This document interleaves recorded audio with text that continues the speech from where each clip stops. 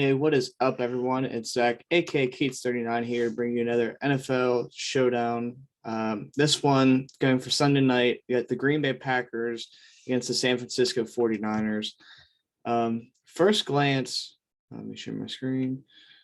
Apologize for the lighting by the way. Right now, it's really tough in my room to get good lighting, so just got to live with this at the moment.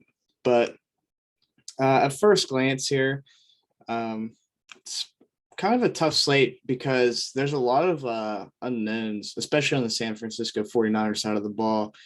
Lost Raheem Mostert week one, lost Elijah Mitchell last week, and JaMychal Hasty.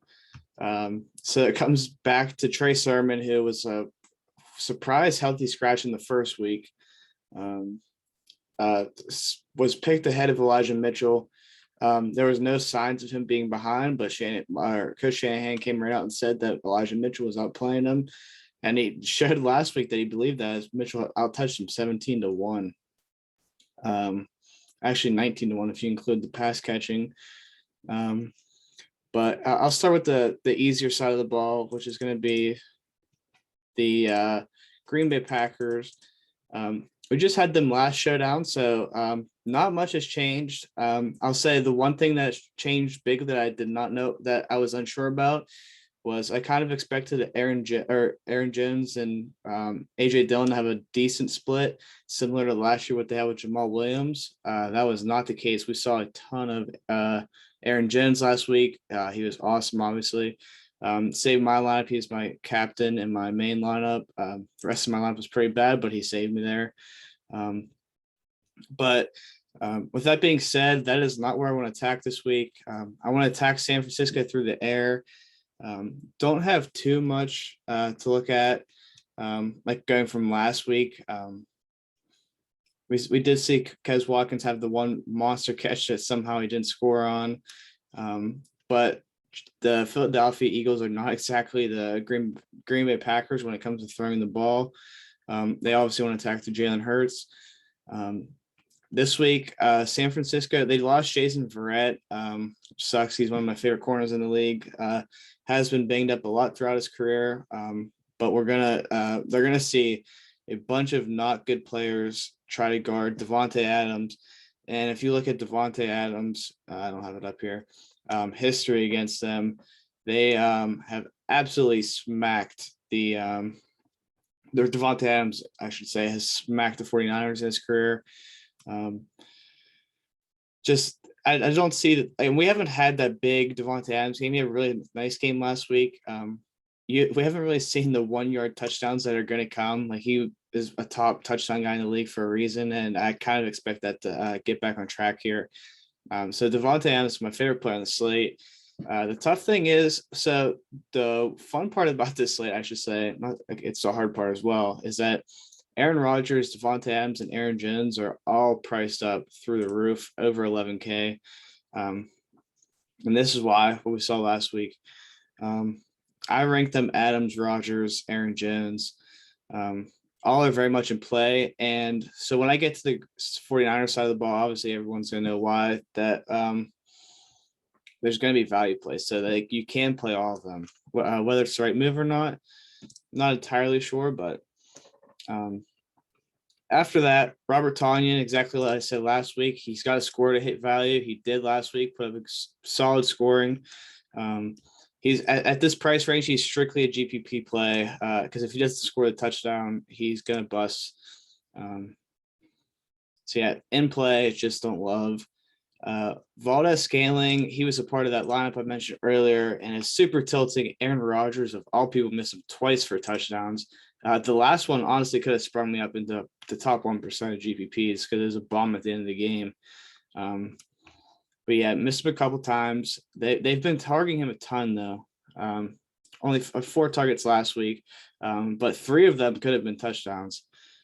One, he was wide open in the end zone. That I don't know how Aaron Rodgers missed it. It was just like the most frustrating thing ever. But then like a couple deep balls. One was he might not have scored. The other one he definitely would have scored. So, and his price came down because of it. So I think he's perfectly fine. I don't expect him to try to run that much. I expect him to throw a lot. And Yeah, that puts him very much in play. And that's he's 4 targets last week. Randall Cobb was in the GPP winning lineup last week. He was cheap. I hated him. He had all 3 catches like on 4 plays, like a 4-place series. He literally went 3 catches, 26 yards. They did come out and say they want to get him more involved, which makes sense. Adam Lazard has not done anything. I don't even think he had to catch the first game. When you look at the snap count from last game, Lazard was still second in, or he won one less than Scaling, but yeah, still like people that played Cobb last week got lucky. He was cheap enough to play though. But yeah, 12 snaps. Don't have very much interest in him at all. I guess he's what's the price this week? Yeah, 4.4. I definitely am taking Scantling over him. But they did say they want to get more involved, so it at least makes sense. Crosby always in play, always a good play. Don't have much interest in the defenses this game. So yeah, the last guy I'm going to mention is AJ Dillon. So that seems to be where they want to play him in snap count range. So I think he's going to score a fair amount of touchdowns this year. Like I'd guess a handful. There's a fly. It keeps going right by my face. But yeah, I just don't. I can't really play him at this price. Or at this snap count. I think at the price, like you could play him, but I'd rather take shots at the guys on the other side of the ball. So we'll go ahead and get over to them.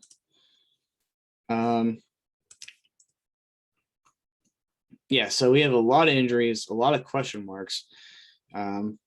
Jimmy G, I think, is perfectly fine. I don't think that they're going to want for like, I don't know. I probably prefer him over Aaron Jones. I don't know. That one's really close. Like I definitely prefer Rodgers and Devontae Adams over him. Jimmy Garoppolo and Aaron Jones are toss up. Garoppolo does have the 1,000 cheaper. That's probably why I slightly prefer him.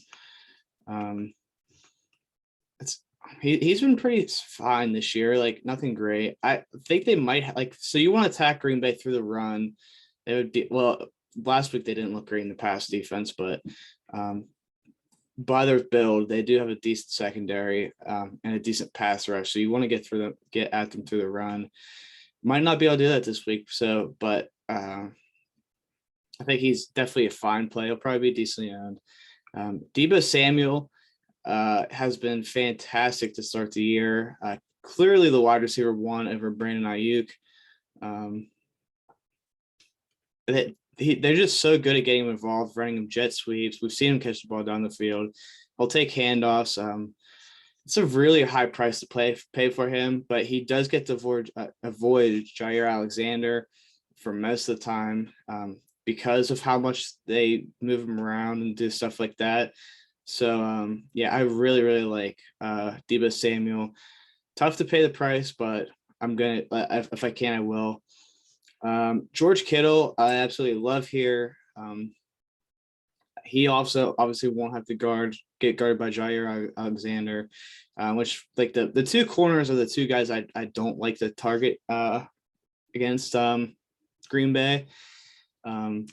George Kittle obviously off to a slow start in the season. I don't care that much. He's the top 2 talented tight end, maybe top 3. Maybe him and Darren Waller's close, but I'd take Kittle.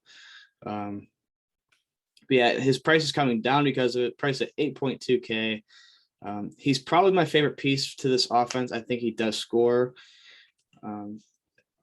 Has a 1,200 discount too over Deebo Samuel, so it's a lot easier to fit him in lineups. Trey Lance, I don't hate him throwing him into GPP. Obviously, if Garoppolo get hurt, it'd be nice. They're gonna have packages for him, like we've seen him score already this year. So yeah, like that's just like a Hail Mary play. I wouldn't do that in any cash or anything, obviously.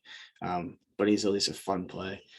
Then we get to Brandon Ayuk. This is the one that it's mind-boggling this year. He was awesome as a rookie. Just so explosive. Honestly, looked so good. And then all of a sudden, he's just playing behind guys like Trent Sherfield. I think they're going to need him. He's obviously going to be the favorite to get guarded by Jair Alexander. But 5.6, like you're paying 9K, 10K for him last year.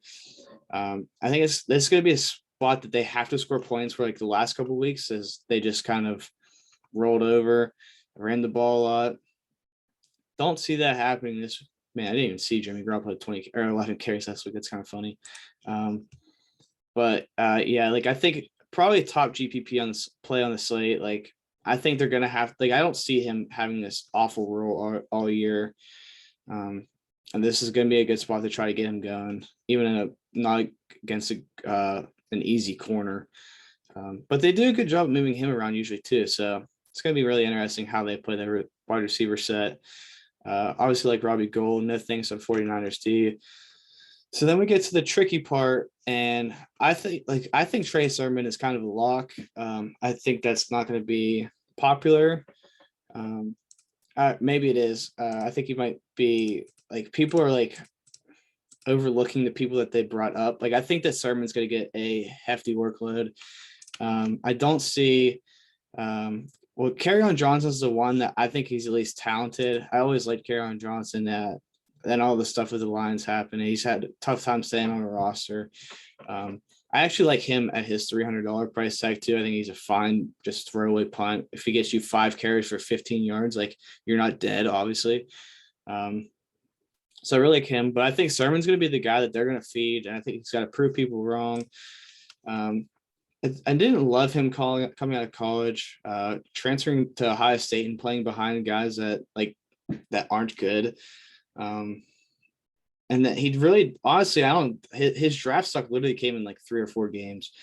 But anytime, I'll say this a million times, Shanahan is one of my favorite coaches in the league. Anytime I get a running back or a guy like Deebo Samuel that's going to get him the ball and the right type of scenario, I love playing them. Comparison Damian Harris, who I'm also a fan of. I just think $3K for a starting running back that I expect to see a lot of touches. I'm not going to fade it. And I actually think he's probably probably my favorite captain. Like as much as I would love, it'll depend on build, but as much as I love to play the like Devontae Adams at captain, the mid tier is just not very strong in a cash game. I'd rather play a guy like Trey Sermon and then get a bunch of studs in my lineup. So, but I think he's a lock either way. DeQuest Patrick, I don't expect him to play much at all. Trey Cannon, I don't expect to play. Like I could see him playing maybe passing downs, but he's listed like during the training camp or preseason, he was listed as a wide receiver. Like that's who he's working out with. So I just don't like he's obviously not taking carries. Maybe they have packages for him to catch passes out of the backfield. But yeah, just not much. Like when you look at these receiver snap counts, they're just really, really gris. I got up to 54%. So like I could see 75% being an awesome play here. But yeah, like I guess what's Trent Sherfield price tag? 1.2. No, he's definitely a very viable punt in a game that they're gonna probably have to throw.